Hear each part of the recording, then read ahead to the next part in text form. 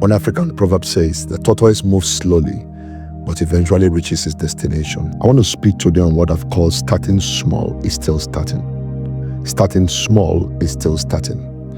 Job 8:7, though thy beginning was small, yet thy latter end should greatly increase.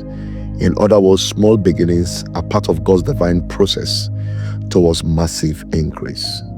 Ladies and gentlemen, many people despise small beginnings. They think if it's not big, it's not significant. But hear this truth. Every great tree began as a tiny seed. And so every destiny starts with small first steps. Think about Gideon in Judges chapter 6. He started with a small army. In fact, God reduced his men from 32,000 to just 300 people. So Israel will know that victory belongs to the Lord and not to the numbers. Are you aware that small starts under God's hand produces great victories? That's why that proverb says that the tortoise moves slowly, but eventually reaches its destination. In other words, progress may seem slow or small, but steady motion guarantees arrival. Steady motion guarantees arrival. One woman I know had a dream of starting a school, and that school became one of the biggest schools in the city of Port Harcourt today.